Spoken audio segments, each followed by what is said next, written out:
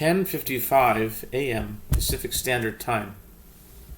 This is the PL-89, and the clock time is very important.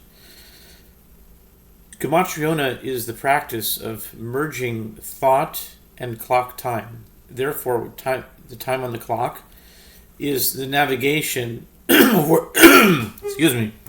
where the thought will be moving, which direction the thought will be moving to.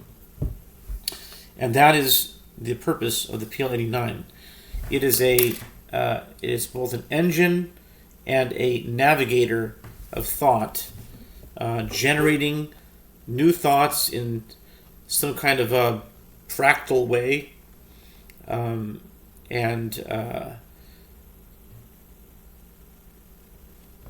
always giving a new idea at any given minute, because any minute of clock time has a geometric value, and that value corresponds to words, ideas, sentences, both English and Hebrew, and the next frontier would be any of the languages.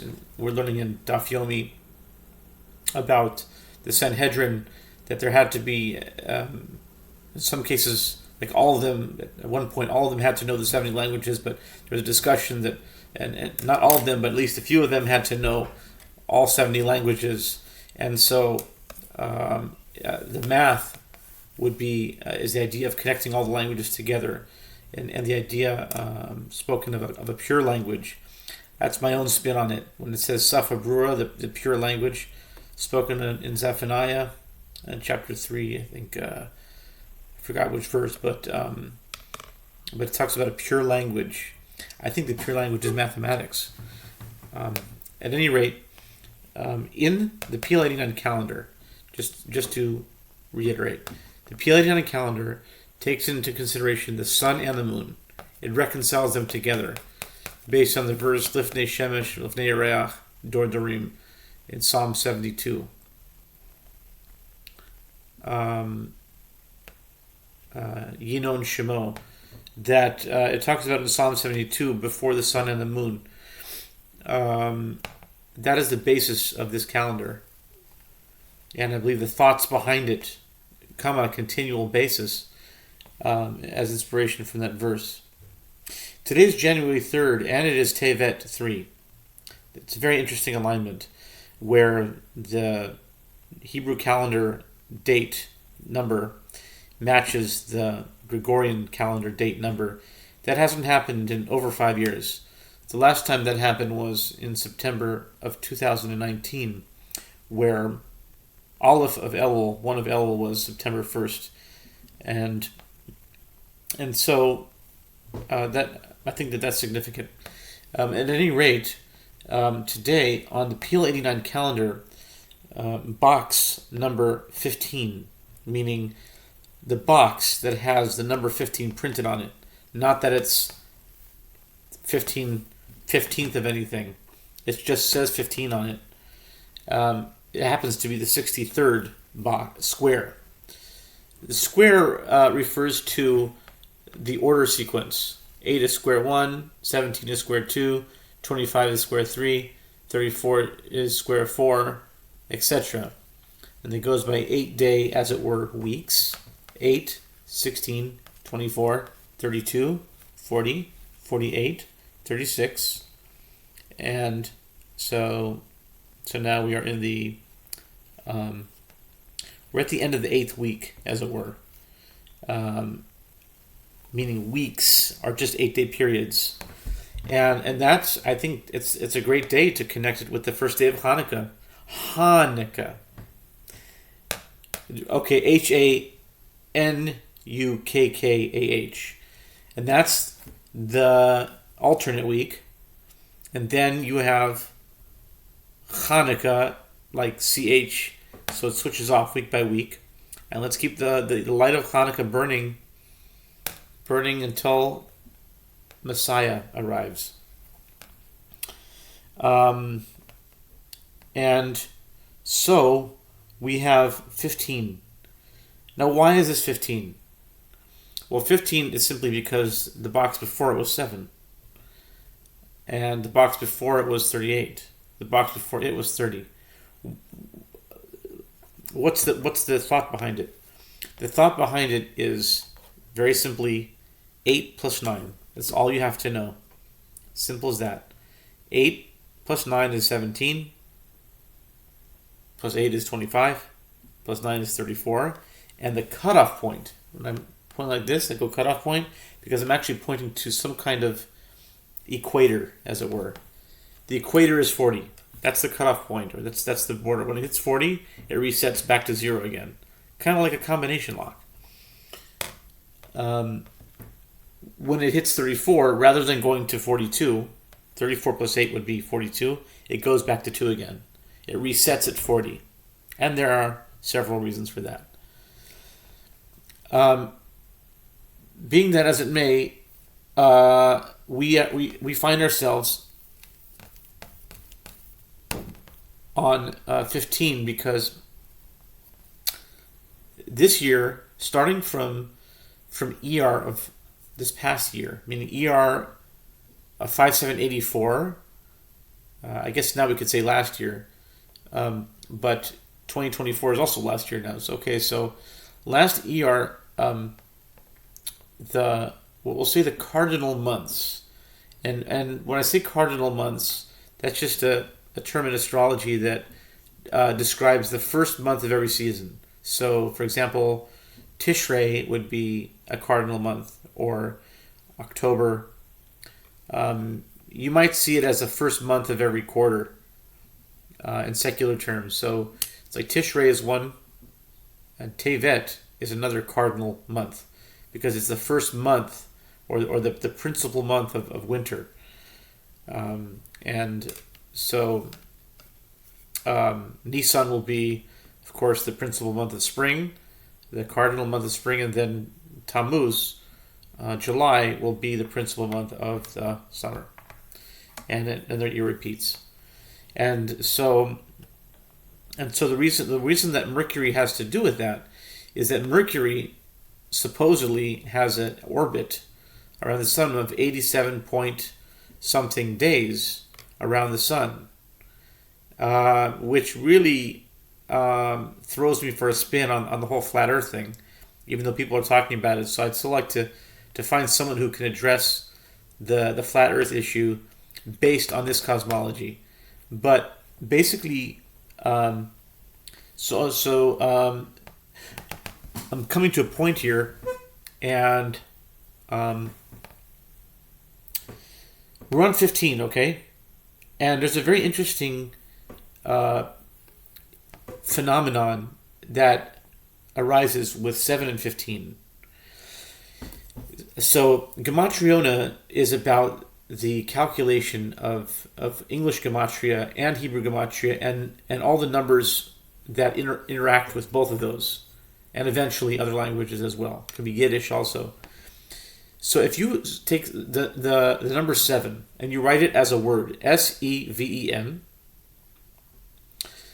you will find, and you apply the English Gematria cipher, which has been long established as A equals 1, B equals 2, C equals 3, D equals 4, E equals 5, F equals 6, G equals 7, all the way until the end, which is E equals 26. And the verification is that there are 26 letters in the English alphabet, and that's the stamp. That's the godly stamp, because 26 equals God in both English and in Hebrew. Because G is the 7th letter, O is the 15th letter, and D is the 4th letter. You add those together, it equals 26. But it's very famous within Hebrew Gematria that Yud and Hey and Vav and Hey equals 26. And so you have both in English and in Hebrew. And then you might ask me, but Hebrew, when it hits after Yuds, it goes by tens, so you're not applying the same cipher.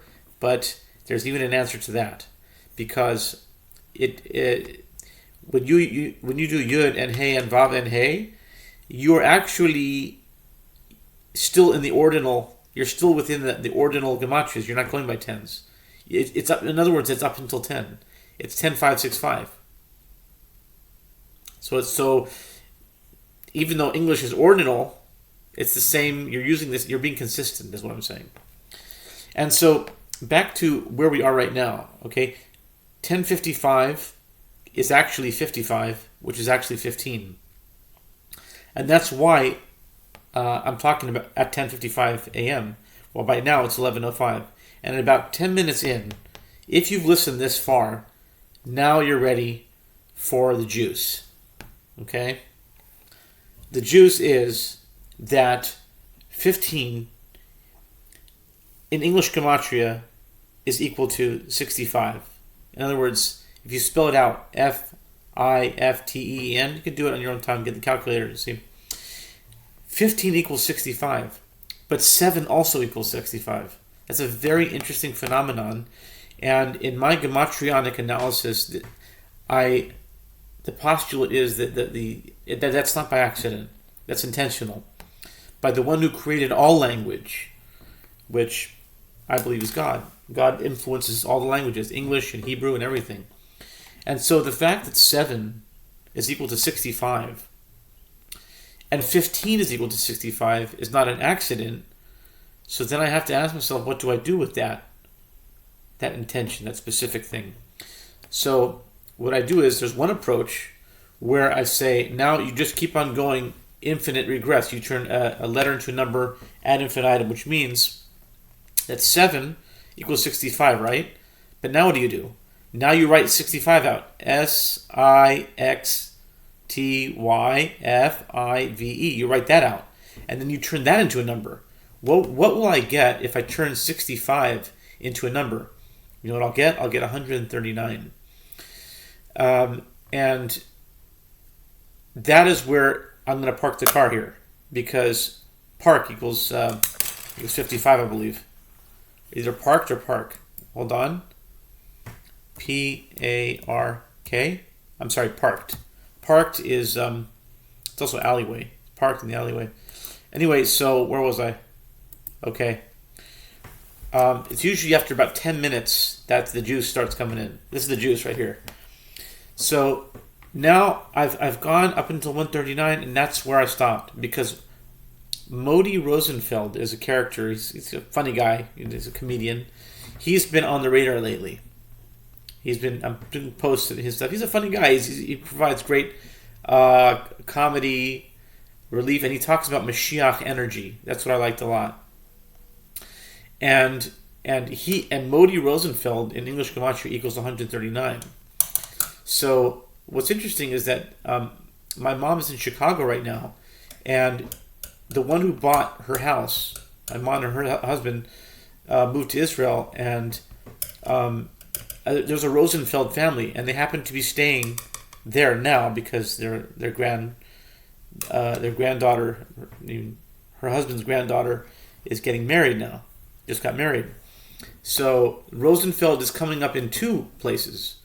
A, Modi Rosenfeld from my side, but Rosenfeld from her side, because she's in Chicago and she is seeing the place that she used to live. She's actually staying right next door to this house, who was bought by a Rosenfeld.